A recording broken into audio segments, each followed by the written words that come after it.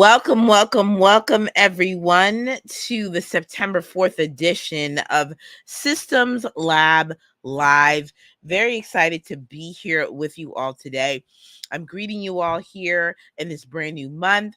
This is an exciting time. Make sure that you put in the comments who you are, where you're from, what you're working on, all the things as we gear up for a brand new series this month. I'll be posting probably on LinkedIn after my bio. Wonderful to see naturally Kira. Always a part of the great team of the Digital Jane, one of my favorite groups of people, really, in this entire world. Okay, and there's a lot of people. Good to see everyone here today. We just have a really great time here today. Every Monday, some of you all may be new to this. Some of you all are old school, but we've been at this for a good couple of years now, since July 2020, doing this live stream, and then moved on over to YouTube, and we've been rocking Systems Lab Live since October 2021. And boy, are we just having a good old time. Good old time. Where we're here every Monday at 8 p.m. And here's what we do. We I host this live stream where we discuss everything from managing projects, leading teams, and developing processes. We're tying together a few things. We're tying together project management, technology, operations, and everything in between. And so I'm glad that people are coming here on this live stream. I'm glad that you all are here on this wonderful Monday. And this is for the project leader. This is for the online business manager, the project manager. This is for those that are in the corporate spaces and those that are in the entrepreneurship lands, the volunteer boards, the nonprofit and social impact spaces. Those are for startups and whatnot. So it's good to see everybody here today. Good that I hope everybody is well and had a relaxing Labor Day for those of you that had the time off. And even if you did not, yeah, let's talk. It's the last month of quarter three. We got a few things that we want to touch on here today. And I'm going to bring up the Miro board. So we're back into Miro board land, folks. Back into Miro board. What we're going to do is we're going to share the live stream. We're going to go into present mode. A lot of notes here today as we have a brand new series and theme that we're going to be exploring this month on content operations. But we'll learn more about that in just a few minutes. Today, three things that we're going to be doing today. We're going to be going through from the desk, which is some of my notes that I have for you, notes from the field, what's happening in the productivity space. I'm excited because we're going to be launching and diving into a Loom productivity report.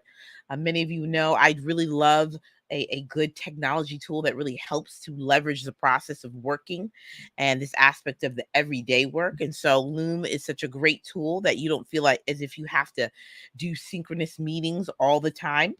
And so I like to look at reports that are looking at the ways in which we are working, communicating, and collaborating, and bring it to the forefront. Okay, there's some really cool things with this report. And then we're going to talk about the Content Operations Playbook 101. We are diving into this series this month where we are specifically talking about the operations and the production of content, not from the perspective of content and how to create content, right? Like strategies and tips. Like, we're not going that route. We're really going into what does the infrastructure look like? What does the operations look like? And this is going to be a great time for us to dive into this particular message. And so we did something similar last, I think, May, June-ish, where we did maybe 7 particular live streams on content ops, agile content marketing, and really what the big companies were doing, like Nike and other types of companies, and how they were using agile content marketing. We may get into that in, yeah, maybe like next year or so. It all depends. For the next 4 months, we're going to be looking at a few different topics. We're going to be looking at, in October, we're going to talk about knowledge management, and we're going to be talking about that. We're talking about what I've learned. I'm going to talk about real time, what I am learning, how you can get started with knowledge management. And then we're going to talk about some closeout activities that we can do for our projects and whatnot. So it should be a grand time in these next 4 months that we have here. So that's just a mini preview of what we have here today.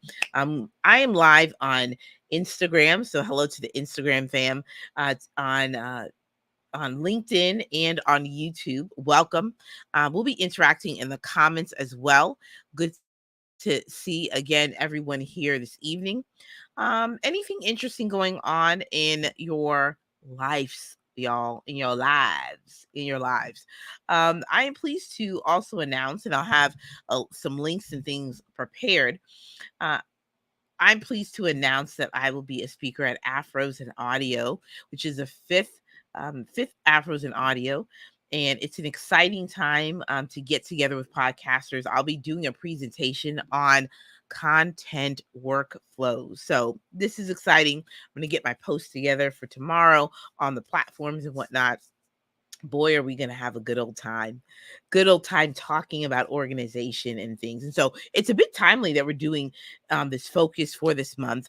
I've seen quite a few people that have been really interested in the way that I'm thinking about content. So you guys are going to get inside of my brain about what I've advised and consulted people, organizations, and whatnot myself on content operations and the like. And so I love talking about workflows. Everything has a workflow, from Thanksgiving dinner to purchasing a book to going to the grocery store to managing a project. So it's good to see Culture 7 Coaching, House of Strategy, Grindhouse BSD, Dominique, Ride Out. Good to see you. Naturally, Kira, of course. Another thing that I want to amplify for you today is that our next PM huddle, and hold on, we want to make sure that we have the right date and time. So let me just bring up what that's going to be. Let me see. Solo.2. I want to bring up my link thing so that we can begin to see that. Okay, Mia, the monthly PM exchange. Looks like let's see, what do we have here? Okay, cool. All right. So the next PM monthly exchange is Thursday, September 28th from 7 to 9. I'm excited about this. This is going to be super, super cool. We're going to, again, we'll be talking about content. We're going to be talking about content operations.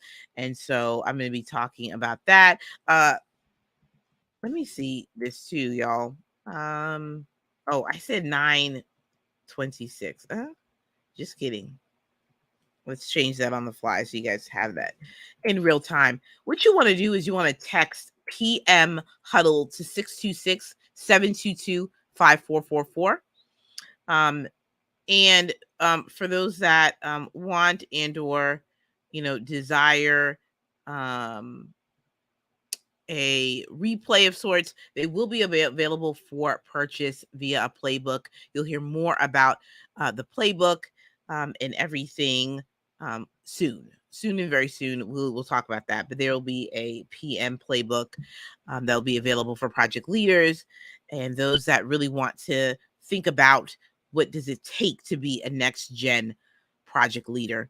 And we're focusing on leadership, strategy, and execution. So that's a short preview of that. And one quick thing, y'all. The PM monthly. Okay, we're talking about content workflows. I am actually going to,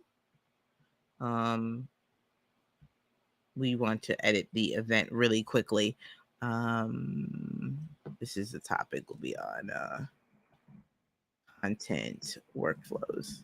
I actually wanted to change that on the fly. Okay, so that's what that is. It's on content workflows. We're gonna have a splendid good time, people. So make sure you text that number to get inside of the text community each week. So I send some things out. Oh no, that's the wrong one. Hold on, folks. And then also there is a link inside. Well, is it in the show notes? Well, you'll get it this way. Just join the text community. It's great. It's popping. It's what you need. All right. Okay, y'all. That's all I have for us to talk about. I had a great weekend. What did I do all weekend? Oh, yeah, had a great time at church on Sunday. I went to Whole Foods, did a little shopping there. I love to go to grocery stores at different locations to see how their stores are set up and also see their arrangements. Do they get fresher things? I'm always interested in that. So it's always a good old time to go to different grocery stores. So love a good Whole Foods, love a good Wegmans. Shout out your grocery stores in the comments. So when we talk also about workflows, again, the way that you go and check out of the grocery store, that is a workflow. Okay. So that's why we have to think through and get it into our brains and our systems that workflows are everywhere. Workflows are everywhere. And that's it. I'm going to check my my notes because we have a lot of different types of notes here today, and I do want to make sure that I'm on top of it.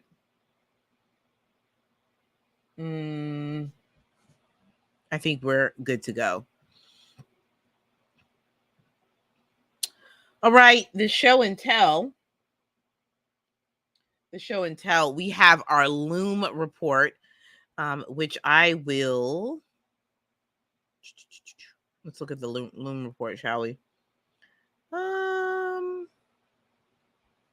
Can I?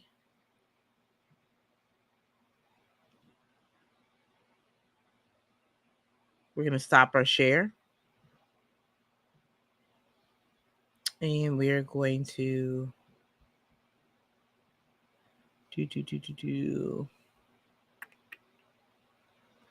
No.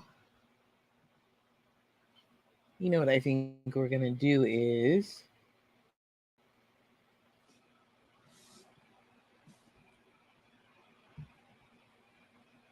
can I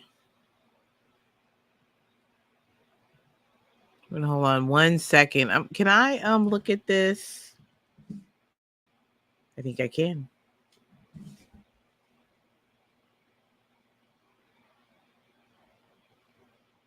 Okay. We're going to pull something up. We're going to dive into this maybe for the next few minutes. And then we're going to see about getting into this report. Getting into the things.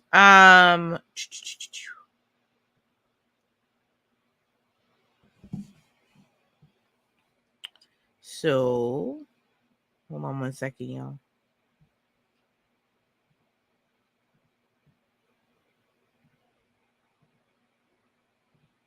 Okay, I wanted to pull up the report.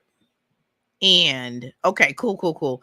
So Loom is a great platform. Again, this is a platform where you can do a lot with this. Like with Loom, you can go and record messages, you can do reviews, you can go and give feedback, and you can do it asynchronously. We did a lot of different type of content and work. I'll plug the pod, the communication breakdown. I break down all things async communication, and then we've done a few live streams, I believe, on this topic as well. But it's good. It's good. And so, what this Loom report does is it's called Mind the Communication Gap, and it's how communication overload is derailing workplace productivity. And so This is really interesting because I think, about 10 years ago or so, if you think about it, even pre-pandemic, I think communication was deliberate. It was, you could predict it.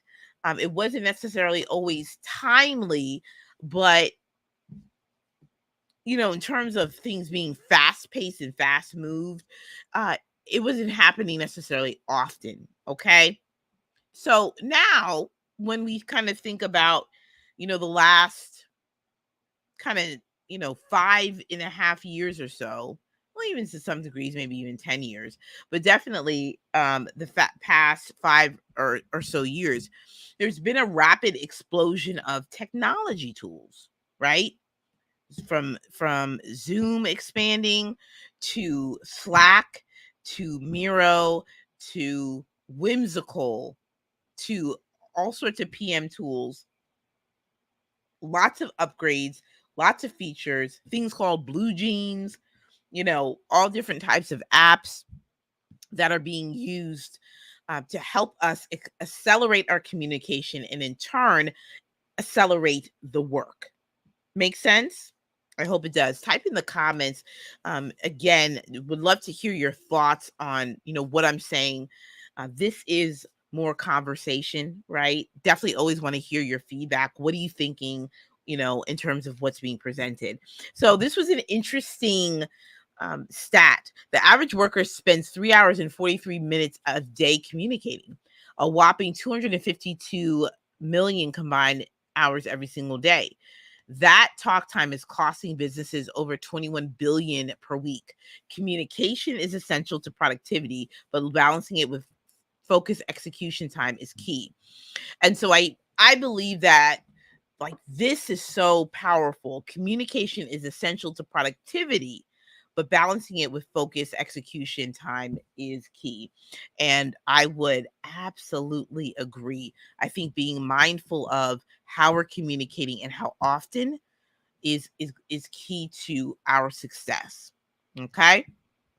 So as we move into the next few slides, I definitely want you all to be thinking about how you all are utilizing communication. So I love this. This is a really good one. 85% of the employees are sending the same messages or information multiple times in multiple places, at least weekly. 69% do so every day. So okay, who can really empathize with this aspect of I am sending information over and over again to multiple people at different times in different vacuums and mediums? It's happening all the time. So, that begs the question of, was it duplicative information, and how do you stop that? I think this is where knowledge management comes in. I think this is where developing a communications plan comes in. And where do we go to find information that is real, that is relevant, that is timely, and it's available to what you need to actually close a communication gap or a task or a next step moving forward. Let me see if this, let me just go in a little more so y'all can see that. Let's see if you guys can see that. Perfect. Look at that. Yeah. I thought that was wild. Wild. Wild. Truly, madly, deeply.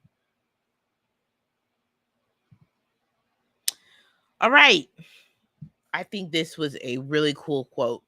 How people communicate can be a sensitive matter, especially in the workplace. People deeply value team connection, not only for improving productivity and collaboration, but also for increased job satisfaction, decreased stress, and peace of mind that comes from expressing your true self at work.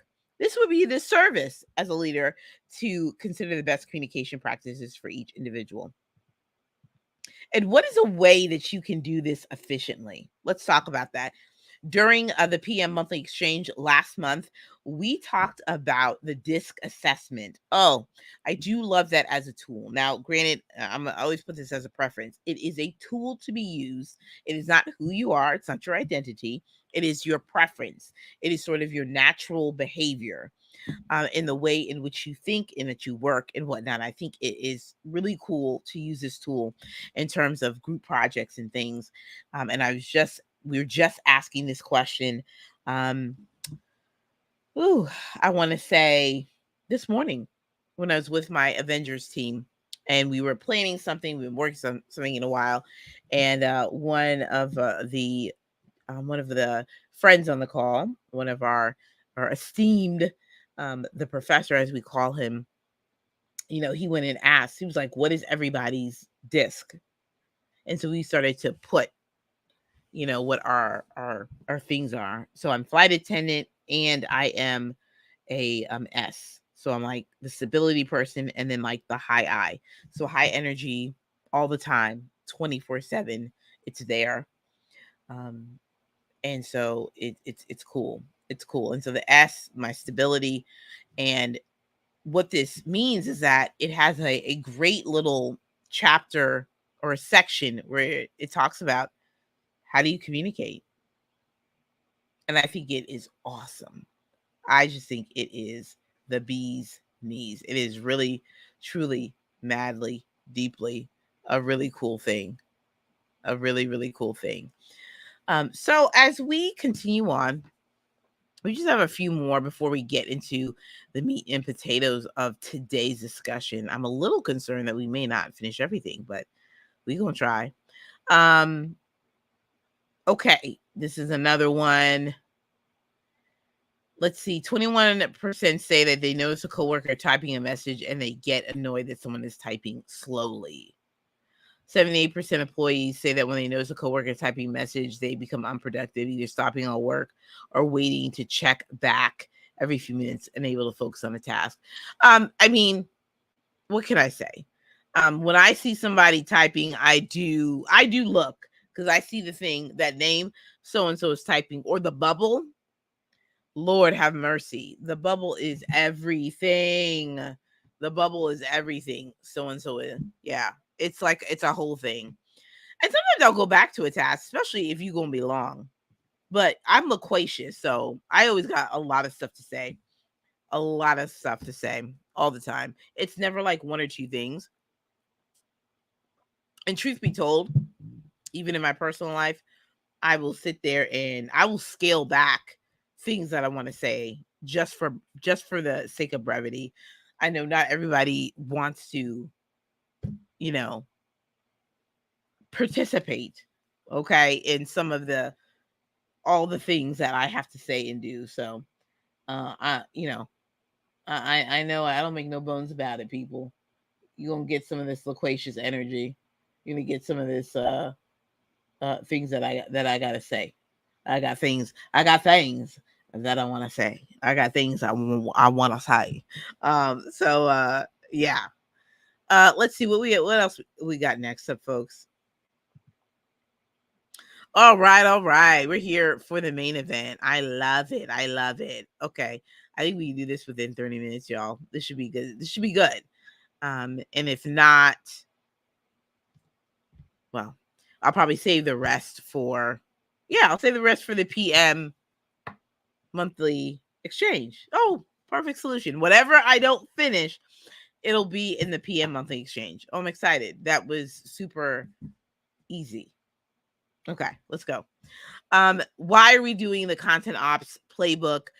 Because over the past few months, this has been something that's been requested for people. People have wanted to know all about, how to put it all together. We're talking about infrastructure. We're talking about process. We're talking about the management. And so tonight, this is not even get into ClickUp stuff. Oh, probably for the last 2 weeks. We'll get into ClickUp. And we'll probably get into Asana too. I cannot wait. I like the fact that I just on the fly discuss how I wanted to dive into Asana a little bit. Maybe Coda too, but I may leave some of that to the PM monthly exchange. So this will be good. I think it'll be a lot of show and tell efforts at the PM monthly exchange. We want you to text PM huddle to 626-722-5444. Get plugged in to the community. Get plugged in to get weekly text messages on all things strategy, all things articles, tips, and things. Engage. Ask me questions. Text me back. We are powered by Superphone, which we love and adore. Okay. I said, what is content operations? Can I? Ooh, okay. All right, y'all. So let's start with definition wise. What is content operations? What we're really talking about is we are talking about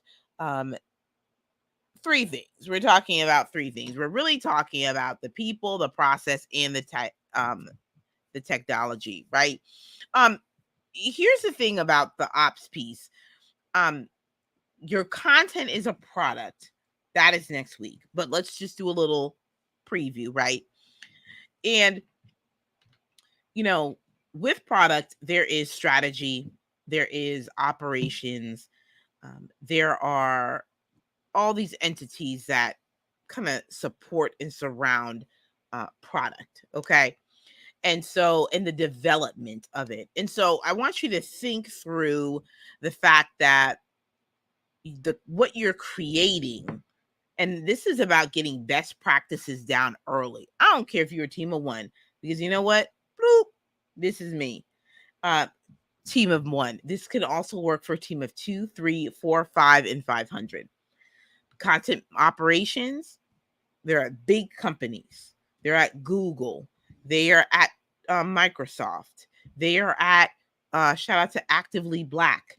They are at other corporations. Okay, that have operations, right? That need this. Okay, so this is a process where it's a set of processes, people, and technologies needed for strategic planning, for creating, managing, analyzing all content across channels to ensure it aligns with business objectives and delivers values to the audience. Even the shade room has content operations. Let me tell you, there's no way that content is getting to the masses and the millions without having content operations.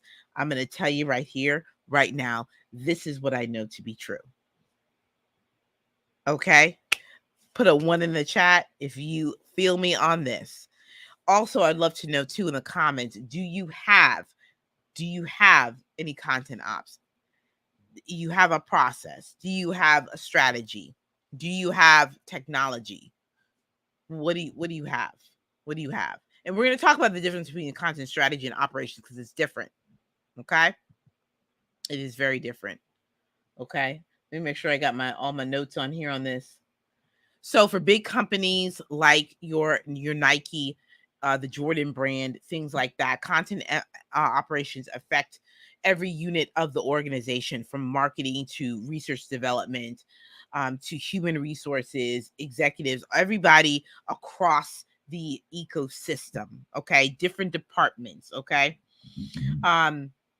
it's about the aspect of how do you best. Okay, because if I'm at the Jordan brand, this is what I'm thinking. I'm a content manager. Okay, there's probably a director too. Okay.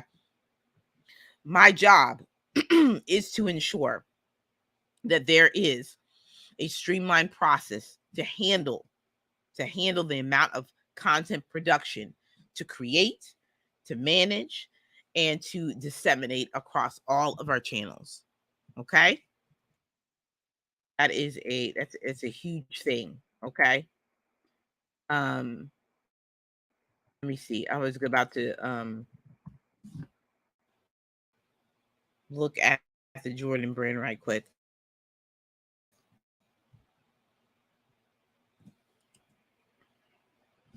Hold on 1 second.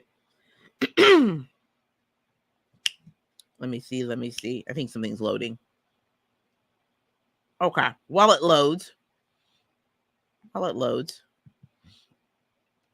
we'll talk about what's inside of it as things load away. Let me move this a little bit. Oh, am I moving this in the right way or no? Okay. All right, y'all. So I think you can see it. We're looking at the core pieces: people, process, and technology. Um, as you think about setting yourself up for success for content ops, it matters at the 2-person level, the 3-person level, the 20-person level, and the 500-person level, and the 1,000-person level.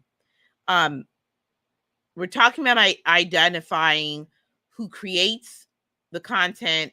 We're talking about who reviews it, the roles and responsibilities. Okay, this is what we're talking about. This is what we're talking about. And then I was typing something to think about. Okay, process. We're talking about the functions, the steps to complete these tasks, and the technology.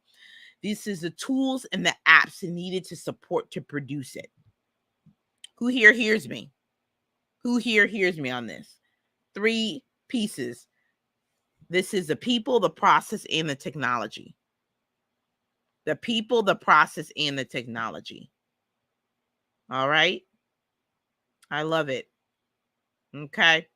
Now, something that's I think really important too as well. They got somebody as a global editorial content manager at the Nike brand, Marco Negrete. Okay. They also have Jordan P. Kelly, Byron Stewart Athletics. What's happening? Great to see you in the building. We're talking about content operations. So I'd love for you to join in the discussion and lend your opinion / your experience. So again, these 3 core points: the people, the process, and the technology. People, as I've always said, people are at the center of your projects and your process. Okay. So people are on every side of this thing. Okay. People make the process run, and also people make the technology run. Something that should be, something that you should be mindful of is that you can have all the technology in the world. Okay. So shout out to the social media managers, those that are out there in the podcasting space and all of that. Those are, that are in the space that are providing you all with great information about how to manage your content. Because I hear this word about, here's how you manage the content, right? And especially those, again, especially for the creators economy and things of the like. I hear a lot about, I just use Trello, I just use ClickUp, and this is how I manage the content. Okay. And I love it because that's the technology piece. But what leverages the fact that you can streamline it is that there's a process in place. Hello. Is it connecting? I hope that it's connecting, because I just want to make sure that we get it. Okay. And we're going to talk a little bit about who's a part of the team, and we'll go from it from a solopreneur, small team perspective, and then we'll talk about like the Jordan brand and what they're doing. But essentially, and I want to put in a quick little plug, because I know I want to piece this together so that you guys can kind of understand how to build it and start to build that thing. So you do need a strategy. The strategy is different from the operations, and we are going to see how. Okay. And we're going to talk about that. Developing a content strategy is a must. Shout out to those that teach that. You need it through and through. Okay. Let's go on to the next frame. Okay. Let's talk, people. Okay. Content strategy. The strategists look at the user's need through the lens of business goals. They answer the who, the what, the when, the why, and of content assets. Let's make it make sense. The content strategy is when we talk about our pain points, we talk about understanding our audience, we talk about, how do you go about making sure that your content lands? the messaging, all those types of things. Okay. That makes sense, right? Yes. Content strategy. Content strategy. So, folks, talk to me. Content operations are less about the content and more about the people, the processes, and the workflows. And that, my friends, is what we're focusing on this month. Okay. Strategist, shout out to the strategist. Shout out to Body. Shout out to Kurt the Connector. Shout out to who else out there? Jordan Guyton. She's like my new fave. Shout out to Jordan Guyton. Shout out to This Is Nikki. Folks that know all about the things, all about the strategy. And most recently too, they're diving into the pieces of the content operations as well. So that's why you got the strategy, hello, content strategist, social media strategist, all those types of things. Okay. We're just playing around with some of the terms. And then content operations. You need both. You need both. Okay. So in a big corporation like the Jordan brand, you would have strategists, you're going to have designers, you probably have several strategists. You have, oh, I'm jumping ahead. That's okay. That's okay. We just getting excited. But what we're looking at here is the strategy and we're looking at the operations. Okay. We're looking at user needs and business goals, who, what, where, when, and why. And then the operations, they look at the people, the processes, and the workflows. And the sooner, especially those that are small team, you're solo, whatever the case is, the sooner that you get this content operations piece down,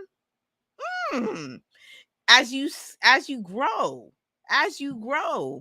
you're going to be able to add pieces to it that make sense for you, your business, and your brand. So there's no need to think, let me just, post all willy-nilly. I love that phrase. Just post all willy-nilly and perhaps you go viral, and then you start to have to weigh out, like, I gotta go viral, then I gotta deliver on whatever it is that was said or done. And then it becomes a thing about, how do we go about maintaining, you know what I'm saying? And so that's why this is important. Okay. So that's what I want to say on that thing. I want to talk about content lifecycle for a few minutes, and then we'll talk about like the team and best practices and things like that. But content lifecycle. This refers to the process of bringing a piece of content from concept to reality. So I'm thinking of content as a product. Content, that's next week. We're going to talk about that next week, but why not preview it for today? But content is a product. People say, oh my gosh. No, I'm thinking about products as like digital products, like, like when you buy courses or when you buy templates, or you buy something from Etsy. Okay.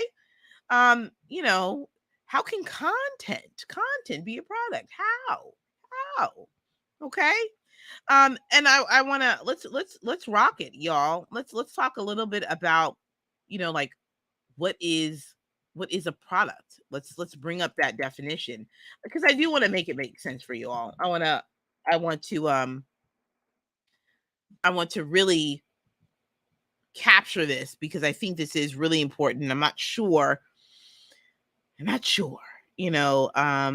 how people are talking about it. So let me bring up this note for you all as we're talking. But just to recap, it's good for you to establish, as a pro tip, establish your content strategy. I want you to think through the content ops, which are the people, the process, and the technology. And then lastly, that helps to propel you to deliver high quality content. Okay. Ooh, it's just, it is just a good old time that we are having here, people. Okay. And so the definition of a product is this. Definition of a product. Let's go.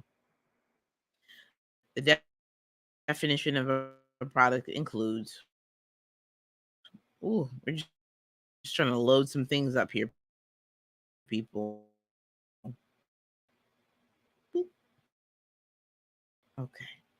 Hold on, everybody. I just want to be exact. Okay. Here we go. It refers to a broad range of things like goods and services. Okay. And something that I've been thinking through a lot as I've been studying product as on my own is that I've been looking at the way in which work can be done better. And I love the aspect of the agile and the scrum and how that can be done. So, okay. I'm trying to open this little thing up. Any questions so far as we define content as a product? 1 second. It's just a little slow today. But the content life cycle is the fact that you're bringing together your content from concept to reality. Okay. From concept to, from the ideation to the writing to the development to the execution. So what's in a life cycle? What's in the life cycle? The different stages that a piece of content goes through before it reaches its final form, or ideally is repurposed as new content. So that's what's in a life cycle. A life cycle is really about the stages of content. Where does it go? Where's the start? Where's the start line? Where's the where? How does it get developed? What stage is that? Reviewing, editing, all sorts of different types of things. Okay. So here's a little bit of an example I have here. It's planning, designing, reviewing, producing, all these different types of things. Okay. And I have here on the side, let me see if I can pull this up a little better. Okay. Is project management as a process. That is what's going to help you develop your content lifecycle. So I said I was going to bring up the definition of a product. Okay. I like it. All right. It can be a physical item that you buy in a store. It could be a service. Okay. It could be an app. It can be digital. And so I think it's important that we know that that content can be a product. Okay. The thing about the product management piece is that the underlying kind of tenets of that is that we're talking about the user. We're talking about, developing a strategy for it. Different types of things, right? How to discover if a product is good for the market, the purpose of the product, who does it serve, why are you creating it? So thinking of content as a product does just that. Having a product mindset will help you to think more about how do I best ensure that I am developing high quality content as a product. Helps you think about the user needs. Helps you think about how to launch content and what's involved in that. So, those are some of the things that we are talking about, when we're talking about content as a product. Okay. Now, makes sense, people. We put the pin in here for project management because I think it's really important for us to also know, too, as well, is that, you know, the whole thing with project management, it's about being able to plan, organize, manage, and deliver a product, a service, a result. It's like a vehicle. It's a vehicle where you're packing all the content and then you're going to a destination to deliver it. And so this is why I'm like super, super passionate about like why this is an important part of the process, is because it lends itself to the content life cycle to help you plan, design, produce, review, write, execute, post, schedule, all these things. And so everything needs a process. So even when I say, which I said last Thursday or Wednesday or whichever it was, where I said on LinkedIn, I said, hey, I'm going to restart my a blog. Well, or no, I'm going to restart my email list. And I have a blog. I'm going to start that. I have to have a process for that. I have to have a workflow. I have to see what the content life cycle is. I want to say, did I even finish it? I don't know if I even finished it yet. But that's supremely important. So somebody within the Jordan brand does just this. They are responsible for overseeing the life cycle, the content life cycle. You yourself, as a CEO or team leader, this is probably you, if it's just you. As an OBM of a small team, or and small is relevant, right? It is so important that you understand your particular role inside of the life cycle. Make sense? We'll be breaking down this in week 3 and 4 on the workflows piece. But that's what I wanted to kind of highlight here for this one. Make sure you put your questions in the comments as well. Let's talk a little bit more. I want to highlight a few things. I think would be good for us to go over, to review and things. Let's talk a little bit about what you should be looking at in terms of team members. So those of you that are already in the position of a project manager, a content designer, a strategist, start thinking through, or even CEO, who do you need? Who do you need? Do you have someone that does 3 jobs at one time? So what's so interesting is this is what I love about the Jordan Gill. Shout out to her and her being on the HubSpot podcast network. Something that was really cool that she shared with me a while back is that when she was diving into content, she didn't get somebody that was all in one. Like, she didn't make Alice a 3-in-1. Shout out to Alice. She had a designer and then she had a strategist, and they had their roles. And so as you're thinking through, especially those that are in this content ops space, you got to think about where you want to get into fit in. Are you a strategist? I remember when I used to work at a marketing firm. Who knew that? Maybe just like a few people. We had strategists, project managers, UX designers, website designers. We had, business analysts, right? And so think of, as a CEO, when you think about who you need,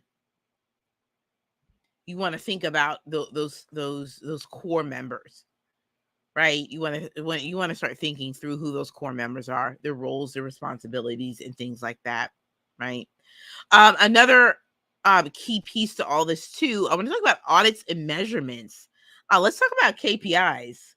KPIs. KPIs. Who loves a little bit of measurement? A little bit of measurement. A little bit of measurement. Data. Okay. We got too excited there. But I'm going to put this out there as a recommendation. Doing some quarterly audits, doing some monthly audits of your content. Shout out to the Shield app. The Shield app is awesome. The Shield app is really, really, really cool app, especially if you are all in on LinkedIn. Let me tell you, it's a cool app to go and like look at your analytics, see your posts, see which ones really have gained traction. It's like all there, right? And even the native LinkedIn is it has been helpful, right? And yeah, there's one post that is performing pretty well. I'm going to send it to uh Tanea. Um and I'm going to send it to her because I think she would love to see the fruits of the content, LinkedIn Content Sprint Challenge. So measurements, okay, and I'm going to leave some of the measurement stuff to our dear content um, strategists and social media folks that kind of know how to work that out. But KPIs and measurements and investing in tools and all of that, it's always a good thing because then you know where you need to grow when you got the numbers in front of you. Mm? Okay, I love it. So I'm even wondering too, because we've been using the Jordan brand as an example. So they have a social media and social and integrated media. So that's really cool. And then there is a content director at Brand Storytelling. Hold on. I thought at Brand. Oh, okay. Brand Storytelling. So funny because I was like, is that the Jordan brand? Let me type in here. I'm gonna go into LinkedIn because I absolutely want to know.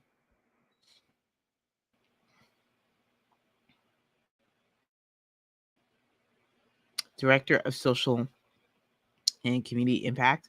That sounds exciting. Oh, I'll type in content, so maybe it'll bring up people that have content. Because I can imagine that there is someone that manages like a campaign.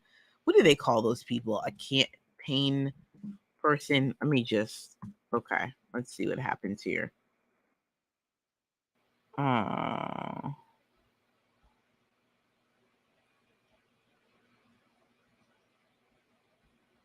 Let me see people. People.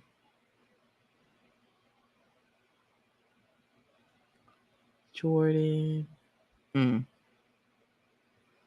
We're just going to hold on. Let me Google it because I think it's worthy that we Google this.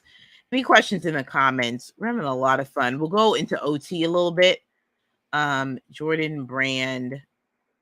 Yeah, Jordan brand content. Let's see what they come up with. Jordan brand. Jordan culture. Well, maybe they got people. Do they got people? Jordan brand content strategist. I'm just gonna put strategist in here.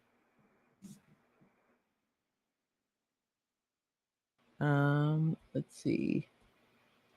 Jordan Kelly. Well, he's a brand strategist, but he didn't say he was part of like the Jordan brand though. Marketing professional lead for the Jordan brand New York. Oh, okay. I think we're getting somewhere, people. We are getting somewhere. Building the culture of basketball. This just sounds very exciting. Okay. Now, okay. So they are looking for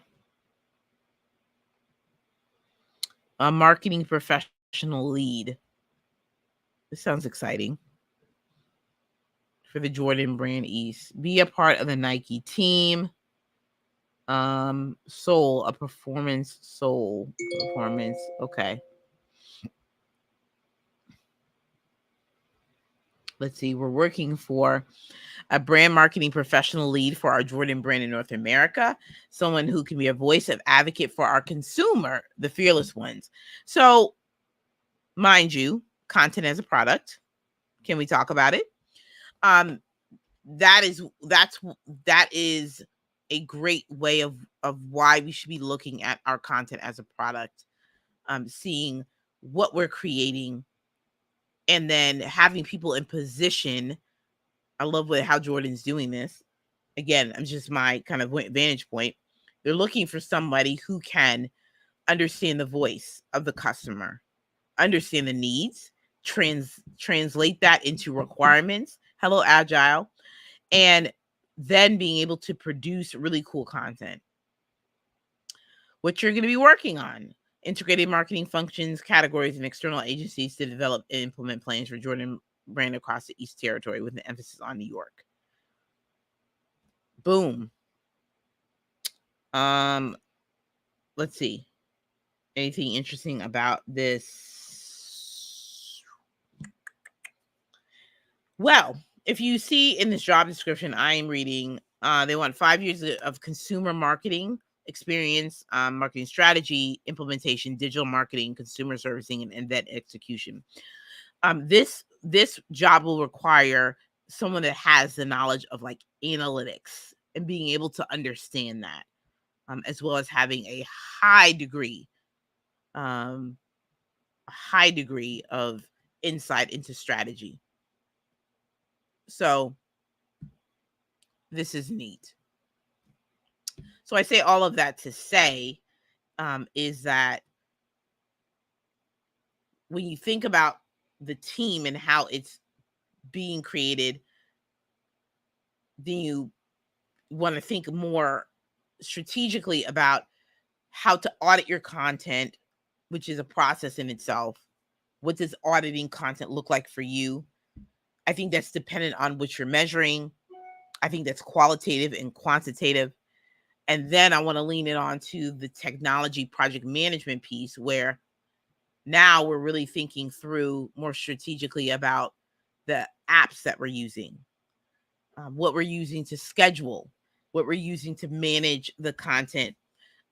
If you want to create a backlog, what's the status? What's the workflow? That's where you manage that within the app itself. So, and it's important. You can't just manage it and just boop, that's all. Having the steps, having the process, supremely important. The benefits of content operations: speeds up the content creation process, ensures high quality content, maintains the consistency of content, and saves time and money. Okay. It's all about having a process in place.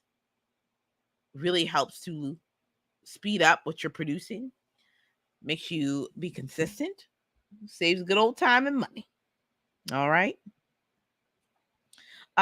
We're now at the action lab portion, where we're going to talk about what to do next. What say you? Okay. Assess what you have. I'm big on that. Assess what you have now. Many times we're going into some of these topics that I know, like I said, you can do this if it's a onesie or a twosie, just a few of y'all. And this is also can be scaled at a very, very high level to Fortune 200, 300, 400, 500 companies. But assess what you have. What do you have process-wise? What do you have technology-wise? Who do you have people-wise? Plan out your process. Start now, especially if it's just a couple of y'all or if it's even yourself. And then start by building out a step-by-step process. What does that look like? That looks like this. That looks out like, what is my content creation process? What do my workflows look like? Let me get a Miro board. Let me get a whimsical board. What do I do first, second, third, fourth, and fifth? Who do I have? Who's a part of the process? What technology am I using? What does the infrastructure look like? And that, my friends, dun, da, da, da, that, my friends, is the name of the game. I had a splendid time here tonight. Did you? I hope you did. This will be available for replay, and it's an exciting time where, again, all month long, we are going to be looking at the content operations, what is behind the producing of the content, what is behind the producing of the content. So that's it. We'll see you guys next week for content as a product. Excited to share my insights, what I've learned, what I've been thinking and masterminding. And we'll talk soon. Bye.